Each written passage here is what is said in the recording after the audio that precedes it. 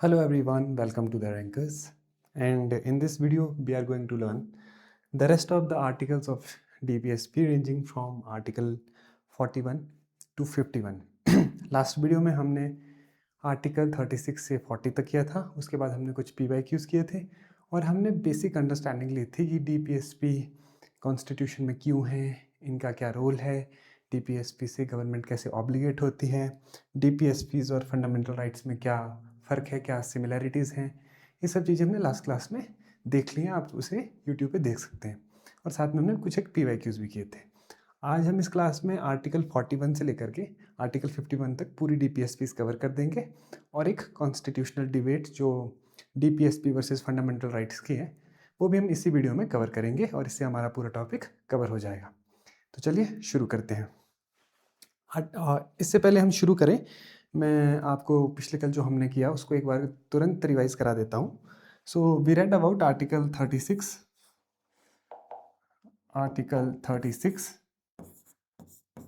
जिसमें स्टेट की डेफिनेशन के बारे में हमने पढ़ा था, आप रिकॉल कर सकते हैं। आर्टिकल 37 जिसमें हमने जस्टिसिएबिलिटी की बात की थी कि आर दिस प्रिंसिपल जस्टिसिएबल और नॉट,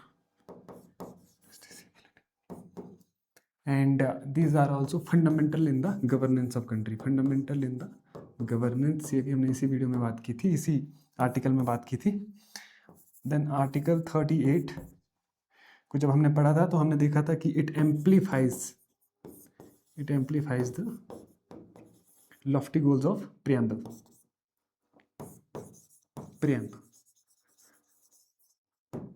एंड देन हम आर्टिकल 39 में 6 प्रोविजंस पढ़े थे। Number first, adequate means of livelihood. MG NREGA और BVG रामजी, मैंने इसका एग्जांपल दिया था आपको। Adequate means of livelihood. Then second provision was related to distribution of the material resources to serve the common good.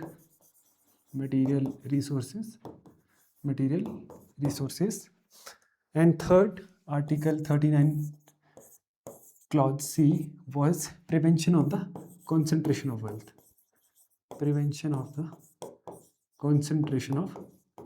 wealth. I hope आप recall कर पा रहे होंगे। एंड अभी के लिए मैं इसको इरेज कर रहा हूँ।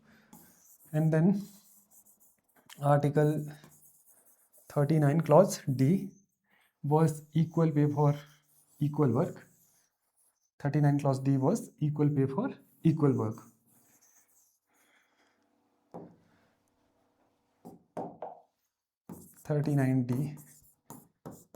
equal pay for equal work for both men and women. Article 39E, this was related to health of workers plus children, है ना। And Article 39F was specifically added from 44th Constitutional Amendment Act of 1978, and it talked about children, healthy development of children in space of freedom and dignity, and they should not be deprived of any opportunities. So ये हमने पिछले कल पढ़ लिया है। And then Article 40, a Gandhian principle of establishing rural self-government in villages so that they can act as a unit of self-government. So Panchayati Raj institutions, हम आसान भाषा में पंचायती राज इंस्टीट्यूशन और अर्बन लोकल बॉडी, मेनली पंचायती राज institutions. ठीक है, तो ये हमने लास्ट क्लास में पढ़ लिया है। अब हम बात करेंगे आर्टिकल 41 की। इसके अलावा हमने वेलफेयर स्टेट क्या होता है, पुलिस स्टेट क्या होता है, ये सब चीज़ें कल पढ़ ली। आज हम सोशलिज्म के बारे में भी थोड़ा सा पढ़ेंगे, Gandhian and Fabian socialism, and also थोड़ा बहुत मार्क्सिस्ट सोशलिज्म के बारे में भी पढ़ेंगे। तो चलिए शुरू करते हैं। So article 41 says that right to work, education, public assistance in certain cases, यानी कि ये हमारा राइट है outside fundamental rights. Number 1, it gives us right to work, right to education apart from Article 21A, right to public assistance in certain cases. और वो certain cases कौन कौन से हैं? जहां पे unemployment, old age, sickness and disablement. There are 4 cases written here: unemployment, old age, sickness and disablement. In 4 cases में it is the obligation on the state that state should strive to make right for the people to work and right for education and public assistance. और ये article 41 इसकी बात करता है। पर इसमें एक लाइन लिखी है, इस पीडीएफ को हमारे द रैंकर्स ऐप से डाउनलोड कर सकते हैं। आपको फ्री रिसोर्सेज में जाना है, वहाँ आपको ये पीडीएफ मिल जाएगा। तो जब आप इसको पढ़ेंगे तो आप देखेंगे यहाँ पे एक लाइन लिखी है, with in the limits of its economic capacity, because state के पास अनलिमिटेड इकोनॉमिक फिजिकल स्पेस तो है नहीं। तो जितना स्टेट के पास इकोनॉमिक कैपेसिटी है, उसी कैपेसिटी के अंदर एम्प्लॉयमेंट, ओल्ड एज और सिकनेस के केसेस में उन्हें work, education and public assistance provide करनी है। क्योंकि हमारा subsidy bill, for example food subsidy bill और फर्टिलाइजर सब्सिडी बिल, अगर हम इनको मिला के बात करें तो शायद 4 to 5 लाख करोड़ तो यही आ जाता है सिर्फ सब्सिडी बिल।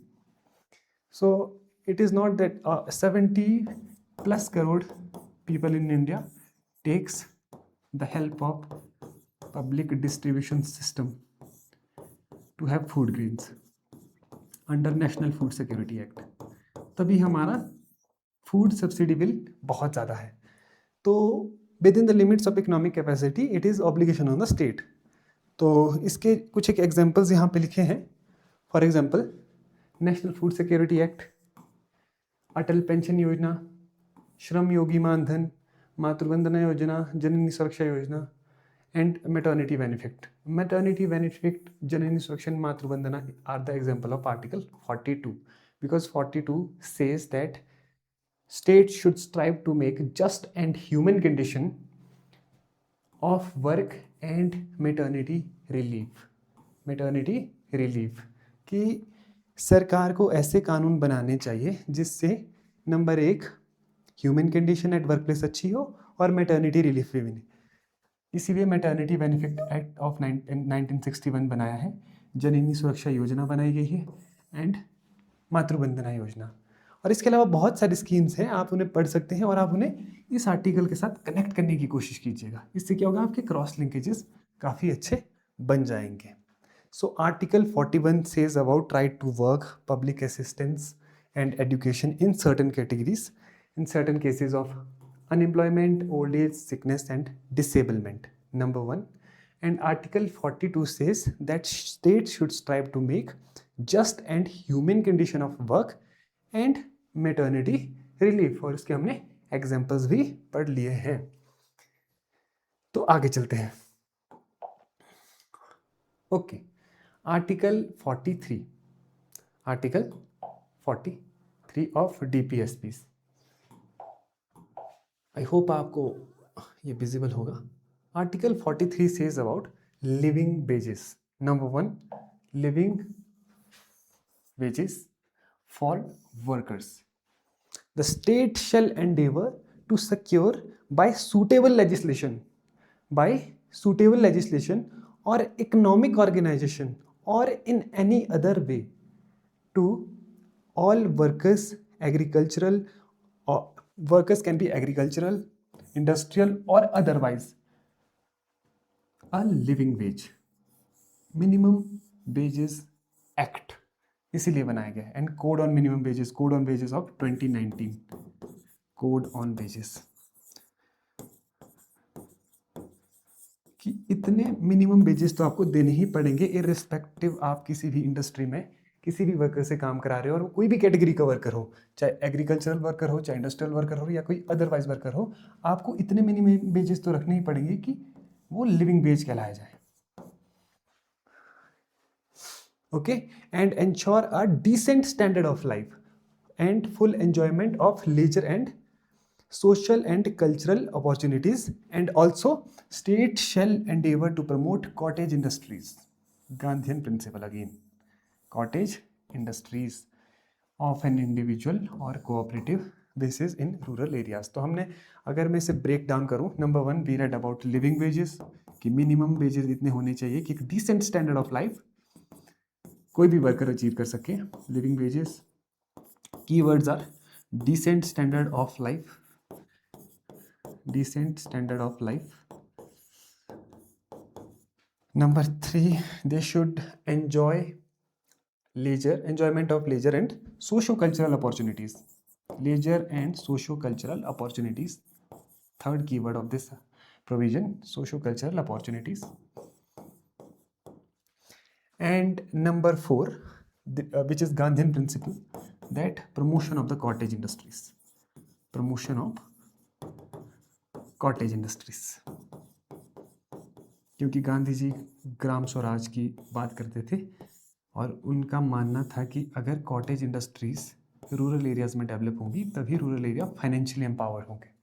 तो इसीलिए living wages, decent standard of life, socio cultural opportunities and promotion of cottage industries, ये सभी बात, and on cooperative basis in rural area, ये सभी बातें आर्टिकल 43 करता है। और इसी को इम्प्लीमेंट करने के लिए देर आर मैनी कोड्स, जैसा मैंने बोला, code on wages, code on social security, industrial relations and khadi and village industry cooperation is also made. It is under the ministry of MSME। ठीक है, इसके अलावा आप, अगर आपको कोई और एग्जाम्पल मिलते हैं तो आप इसके साथ उसे कनेक्ट कर सकते हैं। ठीक है, आगे चलते हैं। Again, Article 43A. Capital A means insertion, and main insertion was through 42nd Constitutional Amendment Act of 1976, है ना? So it says participation of the workers in the management of industries. Participation of the workers in the management of industries. The state shall take steps by suitable legislation or in any other way to secure the participation of the workers in the management of undertaking, establishments or other organizations engaged in any industry, and for the same labor codes। मैंने बहुत बार labor codes की बात कर ली है क्योंकि, और this is a liberal intellectual principle or socialist principle। So this is a socialist principle because हमको labour class को कैपिटलिज्म से बचाना था, लेबर क्लास को कैपिटलिज्म से बचाना था। इसीलिए it was inserted by Indira Gandhi ji, the then Prime Minister, through 42nd Constitutional Amendment Act of 1976। and अभी रिसेंटली हमने 29 आर्काइक लॉज को क्लब करा के लेबर कोड्स बनाए हैं 2019 और 2020 में। देयर आर 4 लेबर कोड्स जिसमें बहुत सारे लॉज को एमेलगेमेट किया गया है। ठीक है, तो वो इसी DPSP को फुलफिल करने के लिए कहीं ना कहीं है, and it is a socialist principle. ठीक है, तो आगे चलते हैं। एक बार मैं आपको रिवाइज करा देता हूँ हमने अभी तक क्या क्या पढ़ा, ताकि आपको साथ ही साथ याद होता रहे ना। तो हमने आर्टिकल 41 से शुरुआत की थी। ठीक है, आर्टिकल 41 में क्या बोलते थे? Article 41 says right to work, right to work, number 1 work, education and public assistance in case of old age, unemployment, sickness and disablement, है ना? 4 ग्राउंड्स थे। Article 42 to secure just and humane condition at work and maternity relief। ठीक, article 43 was for the workers and talked about living wages। Keywords याद करने, अगर हमको पूरी statement याद नहीं होती है तो हमको कीवर्ड याद करें, living wages, socio cultural opportunity, enjoyment of leisure, socio cultural opportunities to working class, है ना, and then promotion of cottage industry, promotion of cottage industries, and then 43A participation of the workers in the management of industries, ताकि capitalist class do not exploit labor class. So there should be written codification of the laws for the same. और उसके लिए हमने देखा कि there are 4 labor codes in 2019. 2019 में code on wages, then code on occupational safety and health of workers, code on social security, code on industrial relation, the Factories Act, code Act of Industrial Dispute of 1947 I think. तो ये सभी कानून क्यों बनाए गए हैं? To secure the interest of workers and made them participate in the management of industries. ठीक है, आगे चलते हैं. हाँ जी, तो next article is 43V, article 43V, capital V. इसका मतलब ये भी इंसर्ट हुआ है, but 43V was inserted. Yes, it was inserted because it is capital V, but inserted through 97th, not 42nd now, 97th Constitutional Amendment Act of 2011. 97th constitutional amendment act ने actually constitution में मोटा मोटी कुछ changes किए थे. For example number 1, fundamental rights को change किया था, ऐड किया था actually. 19 clause 1 sub clause C में कोऑपरेटिव शब्द का इंक्लूजन हुआ था, है ना. Promotion of cooperative societies, and इससे फंडामेंटल राइट भी 97th कॉन्स्टिट्यूशनल अमेंडमेंट से ही बनाया गया था. ठीक है, सो कहाँ चला गया? हाँ जी, तो 97th कॉन्स्टिट्यूशनल अमेंडमेंट एक्ट ने एक तो कोऑपरेटिव बनाए थे और इससे फंडामेंटल राइट बनाया था under right to freedom of speech and expression under article 19(1)(c. ठीक है. Second 43V was included in DPSP, जिसको हम अभी पढ़ रहे हैं. This, the promotion of cooperative society, the state shall endeavor to promote voluntary formation. Write down these keywords or memorize these keywords. Number 1, voluntary formation, autonomous functioning, democratic control, and professional management. Voluntary formation, autonomous functioning, democratic control, and last but not the least, professional management. 4 चीज़ें हैं, अगर याद कर सकते तो ठीक है, नहीं तो इतना तो पता होना चाहिए कि voluntary formation, autonomous functioning, democratic control and autonomous functioning, ये चीज़ें आपको याद करनी है in the management of cooperative societies. And to fulfil the same objective, parliament came up with ministry of cooperation. Ministry of cooperation कब बनाई गई थी? 2021 में, और रिसेंटली इसको 5 साल पूरे हुए. कुछ एक दिन पहले द हिंदू में आर्टिकल आया था, आई थिंक अंजलि मैम ने पिछले कल से हमारे करंट अफेयर सीरीज में भी कवर किया था कि ministry of cooperation has completed 5 years. तो मिनिस्ट्री ऑफ कोऑपरेशन क्यों बनाई गई थी? ताकि प्रमोशन ऑफ कोऑपरेटिव सोसाइटी हो. हाँ जी, इसमें एक थर्ड और भी चीज़ ऐड हुई थी कि इसमें ना part 9V was added in the constitution. As I said कि there are many parts in the constitution, उसमें से part 9V was later added as for cooperative societies. Part 9 is related to Panchayati Raj, 9A ये PRIs के लिए है, 9A is related to municipalities and 9B is related to cooperative. तो ये 97 ने की. 97 ने 3 चीज़ें की हैं. Number 1 19(1)(c), 43V and part 9V. These are provision and this is provision under part 3, this is provision under part 4 and this is whole a part. इसमें article आते हैं जितना मुझे याद है 243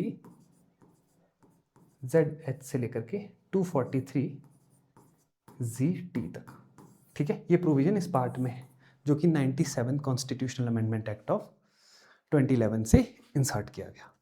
तो ये था कि हमें state shall endeavour to promote voluntary formation, autonomous functioning, democratic control and professional management of cooperative societies, ठीक है। And it is a Gandhian principle, again Gandhian principle, ठीक है जी। आगे चलते हैं, थोड़ा जल्दी रैप अप करने की कोशिश करते हैं। Then article 44 says about uniform civil code for citizen. The state shall endeavor to secure for all the citizen a uniform civil code throughout the territory of India. Okay, uniform civil code is a common set of civil laws. फिलहाल के लिए देश में civil laws religion पे based हैं, या for example Hindu community is Hindu code bill के through civil laws इन पे लागू होते हैं, and Muslim laws Muslim community के लिए Muslim personal law. So civil laws like laws related to marriage, divorce, inheritance, है ना, एडॉप्शन, सक्सेशन, एटसेट्रा एटसेट्रा, इन सभी से रिलेटेड सिविल लॉज अभी अलग अलग कम्युनिटी के लिए अलग है। उत्तराखंड और गोवा इसमें एक्सेप्शन है, उन्होंने यूनिफॉर्म सिविल कोड, यानी सबके लिए कानून सेम रहे, सिविल लॉज भी सेम रहेंगे, है ना। Criminal laws are always same, है ना। यहाँ पे बात सिविल लॉज की जा रही है, लेकिन अभी के लिए कम्युनिटी के रिलीजन बेस पे उन पे सिविल लॉज की एप्लीकेबिलिटी होती है।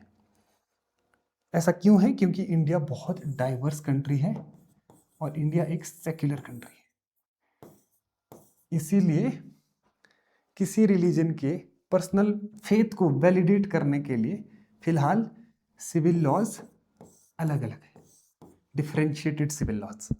लेकिन कॉन्स्टिट्यूशन मेकर्स को ये पता था कि इस तरह से सोसाइटी में रिफ्ट आ सकती है, इसीलिए स्टेट को स्ट्राइव करना है कि वो common set of civil laws पे आ जाए। आज़ादी के टाइम तो common set of civil laws नहीं थे, इवन अभी भी नहीं है, लेकिन स्टेट शुड स्ट्राइव। अभी शुरुआत हो चुकी है, जैसे यूके में आ गया है, गोवा में ऑलरेडी था कि because Goa was a Portuguese colony, है ना, तो उनकी वजह से था। लेकिन धीरे धीरे we will adopt UCC। There is always a heating debate going on this topic कि इंडिया को जल्द से जल्द UCC लाना चाहिए, and it has been asked many times in mains exam. इसको हम अच्छे से मेंस के टाइम एनालिसिस करेंगे। अभी के लिए हम इतना जान लेते हैं कि article 44 of Indian constitution strive to make provision for the uniform civil code throughout the territory of India, ठीक है। And what is UCC? Uniform civil codes are common set of civil laws with regards to marriage, divorce, inheritance, adoption, succession, etc. etc. Not criminal laws. Criminal laws are always same, ठीक है। तो ये था article 44 in brief, नहीं तो 1 घंटा इस पे ही डिस्कशन हो सकती है। Okay, article 45 of the Indian Constitution says that state should strive to make provision for early childhood care. Early keyword, early childhood care,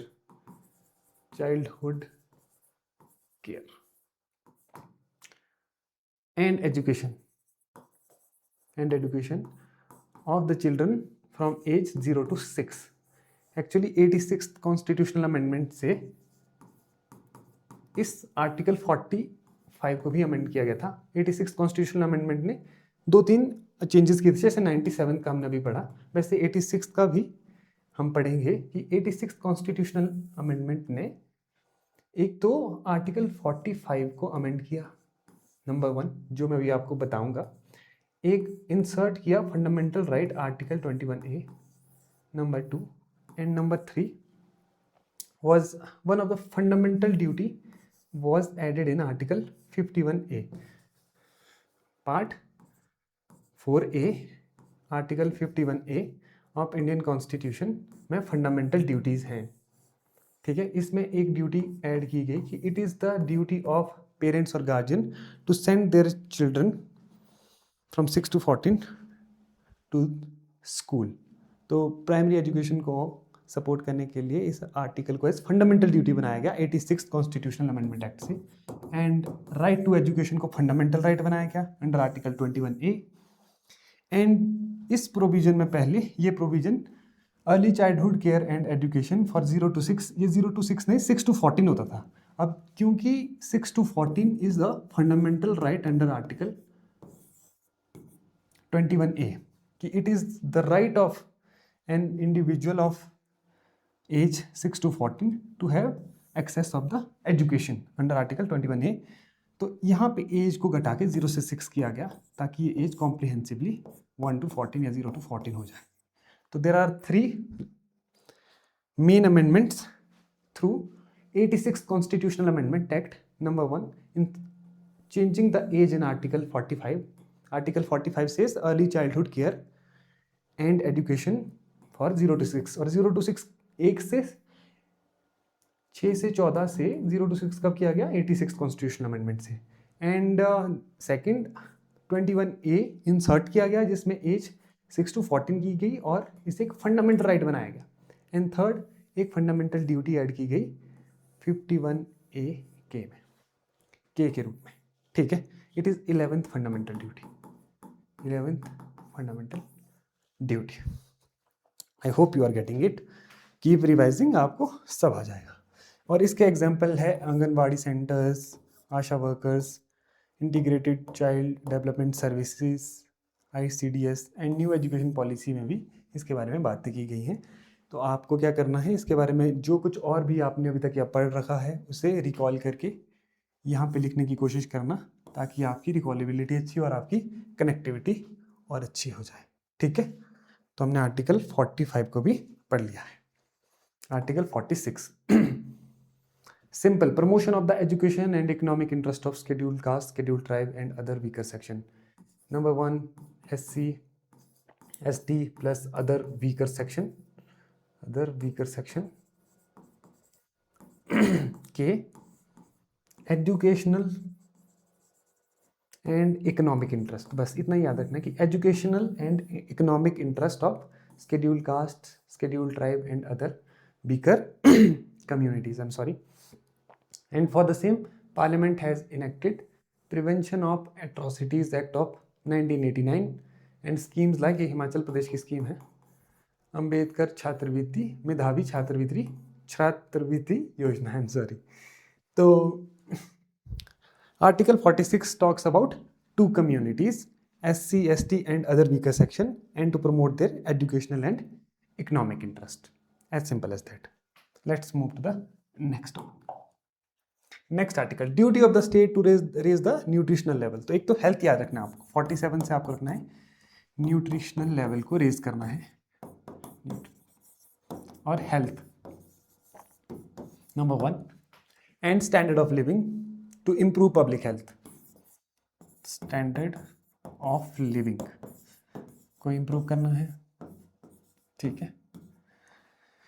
nutritional level and standard of living को आपको स्टेट को ऐसे programmes and policies बनानी है जिससे nutrition level और standard of living और and public health improve, जिसके लिए हमने मिड डे मील स्कीम्स, पोषण 2.0 और नेशनल हेल्थ मिशन जैसी स्कीम्स को लॉन्च किया है इस आर्टिकल को फुलफिल करने के लिए। लेकिन इसका सेकेंड पार्ट बहुत इंपॉर्टेंट है, that state shall endeavour to bring prohibition to the consumption except for medicinal purpose of intoxicating drinks of drugs which are injurious to health.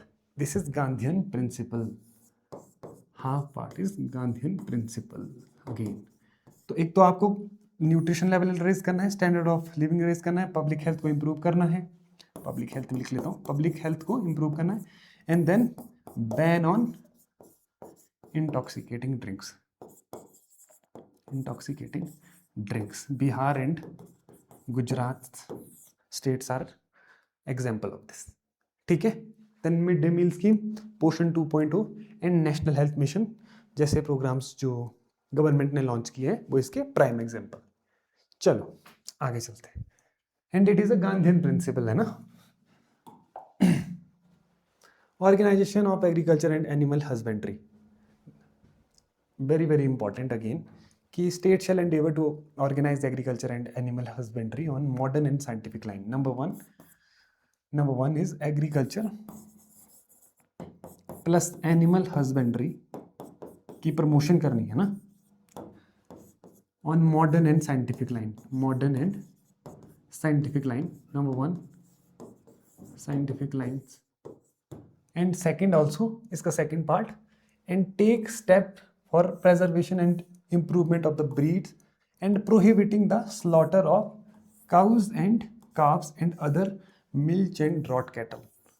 कि वो कैटल जो हमें मिल्च एंड ड्रॉट यानी as labour, वो cattle जो as labour use होती है agriculture में, उनके स्लॉटर को प्रोहिबिट करना. This is also the idea of Gandhi ji.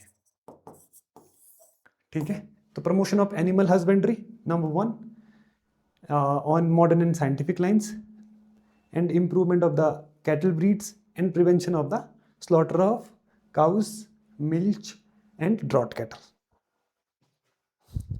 This is article 48. ठीक है. I hope you are getting it. 48A again inserted through 42nd Constitutional Amendment Act of 48A पढ़ रहे हैं, capital A 1976. This is related to the improvement of environment. This is liberal intellectuals. ये जो मैं आपको categorisation बता रहा हूँ कि मैंने कल भी बोला था कि DPSPs are divided into 3 category. One is socialist, for example maternity relief है ना, and other provision, and Gandhian principle and liberal intellectual. ये कॉन्स्टिट्यूशनल एक्सपर्ट्स ने दिया, ऐसा कोई कॉन्स्टिट्यूशन में ये कोई कैटेगराइजेशन नहीं मेंशन है, ये बस एक कॉन्स्टिट्यूशनल एक्सपर्ट्स की कैटेगराइजेशन है. So it comes under liberal intellectual principles की protection of improvement of environment and safeguarding of forest and wild life. ठीक है. इजी.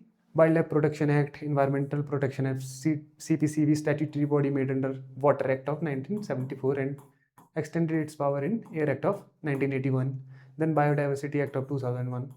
ये सब जितने भी एक्ट्स हैं ये सब इस आर्टिकल को फुलफिल करते हैं. ठीक है.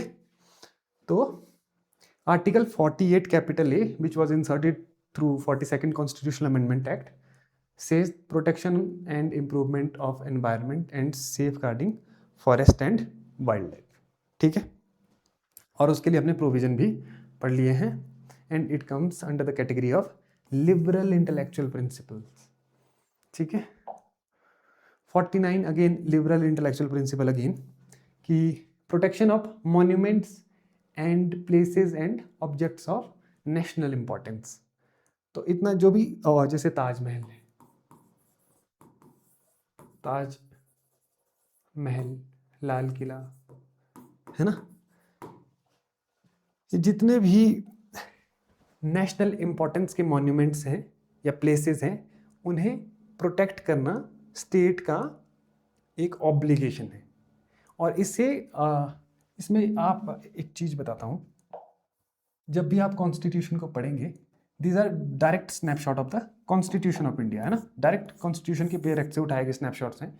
आप यहाँ पे देख पा रहे होंगे, जहाँ पे भी कुछ ये रेफरेंस दी होती है, इट मीन्स कि कुछ अमेंडमेंट हुई है. तो इसमें एक जो ये लाइन है, डिक्लेयर्ड बाय और any law made by parliament, it was inserted through 7th constitutional amendment act. ये लाइन इसमें 7th constitutional amendment act of 1956 से ऐड की गई थी.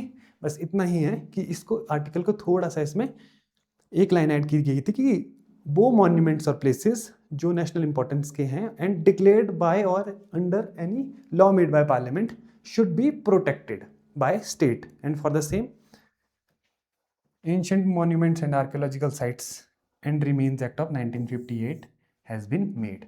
आर्कियोलॉजिकल सर्वे ऑफ इंडिया भी बनाया गया है, ये 1861 में बना था, made by Alexander Cunningham I think, please check it. तो I think this is clear है ना. Next article 50 talks about the principle of separation of power. हम इसे बहुत डिटेल में पढ़ते हैं. Given by Montesquieu that the separation of judiciary from executive, that judiciary should be separated from executive and state shall take the steps for the same. That judiciary should be separated from executive. तो क्योंकि article 50 में तो आप 50-50 याद रख सकते हैं. This is just technique to remember है ना. तो इसके लिए सीआरपीसी में 1973 अभी तो ये रिप्लेस हो गया है, इसमें प्रोविजन है for the separation of the judiciary from executive. Article 141 says that the judgment of the Supreme Court will be treated same as the law of land. Article 42 talks about complete justice. इसका मतलब है कि judiciary has their power to protect and safeguard the constitution and yes to reinforce the principle of checks and balances. ठीक है. Article 124 also talks about appointments of judges, जहाँ से collegium system आया है. And collegium system also reinforces the idea of the principle of separation of power. ठीक है. तो article 124 जब हम जुडिशरी पढ़ेंगे तो इसे बिल्कुल डिटेल में पढ़ेंगे. इसमें अपॉइंटमेंट्स एंड रिमूवल ऑफ जजेस के बारे में आर्टिकल 124 में दिया गया है और वहीं से कॉलेजियम सिस्टम ने जन्म दिया है. हालांकि collegium system is the innovation of Indian judiciary, not a constitutional provision, but collegium system is nothing but a system for the appointment of जजेस है ना. आसान भाषा में भी के लिए ये मान के चलिए कि it is the system to appoint the judges made by Indian judiciary only. It separates them. It safeguards them from being appointed by any executive or legislature. So it reinforces the idea of separation of the judiciary from executive. ठीक है. और उसके अलावा article 223 to 233 to 237 in Indian Constitution says about judicial services at state, because there is no all India judicial services as of now. And it is under the purview of High Court, not executive. So it also reinforces the same. इसका मतलब article 50 says that the judiciary should be separated from executive and principle of separation of power is enshrined in article 50 of Indian Constitution. ठीक है, which is a DPSP. Last but not the least, article 51, very very important, that promotion of international peace and security. The state shall strive to promote international peace and security. For this we have no first use doctrine. No first use doctrine. ठीक है. Maintain just and honorable relation between nation. Neighborhood first policy. Sagar and Mahasagar initiative. है ना. Security and growth for all in the region. India is net security provider in Indian Ocean region. है ना. और Indo-Pacific region. Third is foster respect for international law. We often give importance to International Court of Justice, which is organ of United Nations. Treaty, we have, for the time being, we have suspended Indus Water Treaty, but we have always adhered to that in dealings of organized people with one another. ठीक है. Although हम international treaty की हमेशा, चाहे वो Geneva convention हो, चाहे कोई और इंटरनेशनल ट्रीटी हो, चाहे इंटरनेशनल स्पेस ट्रीटी हो, हम हमेशा उसका सम्मान करते हैं. लेकिन because of the zero tolerance policy towards terrorism we have for the time being put Indus water treaty in abeyance, है ना. तो कहीं ना कहीं हम हर एक प्रोविजन की पूरी तरह से अधेरेंस करते हैं. Encourage settlement of international disputes, like हमने रशिया यूक्रेन में हमेशा कहा कि it is the internal matter and they should talk to each other. Talk is the main solution for settlement of an international dispute. चाहे middle east crisis में भी हमने किया. Then many operation, for example operation Kaveri in Sudan, है ना. Operation मैत्री, operation सागर बंधु, है ना. ये सब हम इंटरनेशनल सेटलमेंट और इंटरनेशनल रिस्पेक्ट को गेन करने के लिए करते हैं. International settlement and international dispute को आर्बिट्रेशन से हमें सेटल करना है, ये आर्टिकल 51 कहता है, ठीक है।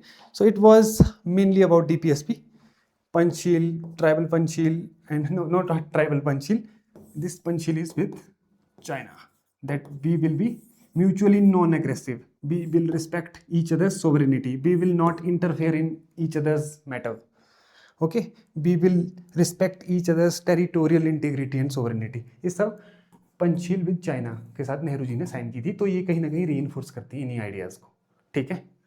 सो ये जितने भी मैंने एग्जांपल्स दिए ये सभी आर्टिकल 51 को manifest करते हैं, which says that promotion of international peace and security. So this was all with respect to DPSPs.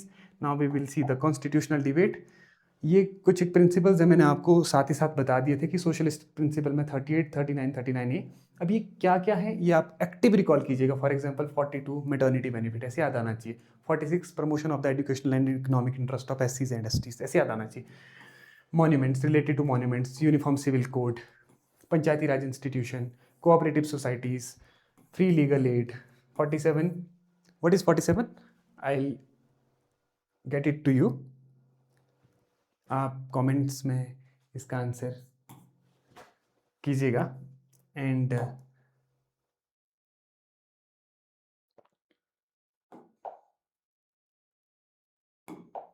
Now bill,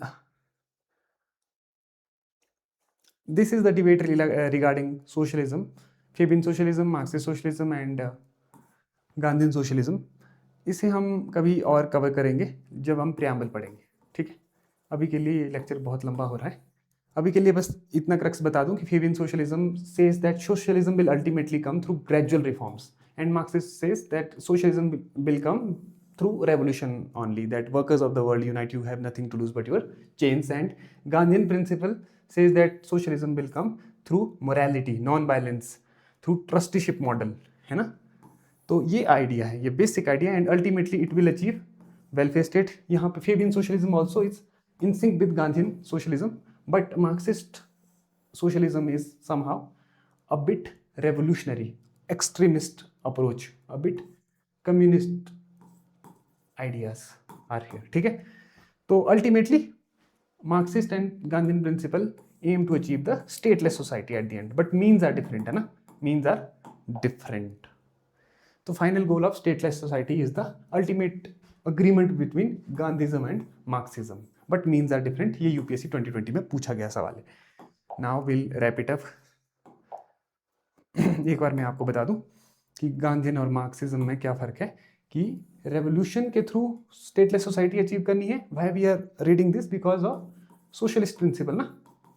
लेकिन गांधीयन जो सोशलिज्म है वहाँ पे ट्रस्टीशिप मॉडल, क्लास हार्मनी और नॉन वायलेंस के थ्रू स्टेटलेस सोसाइटी अचीव करनी है और ग्राम स्वराज अचीव करना है, ठीक है। नाउ ये हमने कल, ये PYQs हमने कल पढ़ लिए हैं। आप हमारे YouTube चैनल पे जाके इसका पार्ट 1 चेक कर सकते हैं।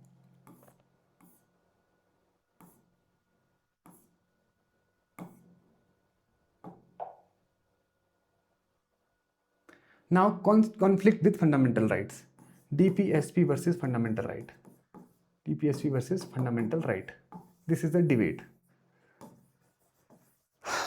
Now to implement article 39B and 39C, मैंने आपको पिछले कल भी बताया था, the prevention of concentration of wealth and distribution of the material resources to the masses for public good। इसके लिए हमें right to property के साथ ये दोनों फंडामेंटल, राइट टू प्रॉपर्टी के साथ ये दोनों DPSPs कॉन्फ्लिक्ट में आ रहे थे, राइट टू प्रॉपर्टी के साथ, जो हमने अभी एज फंडामेंटल राइट से हटा दिया है because of 39B and 39C मोटा मोटी, ठीक है। तो इसके लिए क्या हुआ, चंपकम दुराई राजन केस आया जिसमें लैंड रिफॉर्म्स एक्ट को राइट टू प्रॉपर्टी और right to equality, right to property and right to equality के नाम पे चैलेंज किया गया कि I do have right to equality, I do have right to property, so why should there be land reforms. जमीन का redistribution क्यों कर रहे हैं अगर मेरे पास राइट टू प्रॉपर्टी है। ये चैलेंज किया गया चंपकम दुराई राजन केस में। और इस केस में जो रिजल्ट आया वो ये कहा गया कि fundamental rights are greater than DPSPs. Supreme Court said this कि fundamental rights have more power and are more sacrosanct than DPSPs. So Parliament cannot take action regarding land reforms. लेकिन Parliament responded by inserting Article 31A and 31B through first Constitutional Amendment Act. 31A says that state can acquire any real estate or any industry or management of industry with or without compensation. And 31B say Parliament ने 9th schedule. What is the schedule? Schedules are detail of article.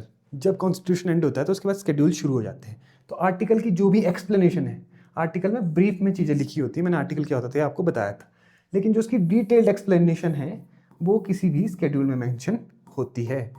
ठीक है, तो article 31B से 9th schedule add किया गया और उसमें ये प्रोविजन था कि कोई भी लॉ अगर 9th शेड्यूल में है तो उस पर जुडिशियल रिव्यू, उसको जुडिशरी रिव्यू नहीं कर सकती कि वो कॉन्स्टिट्यूशनली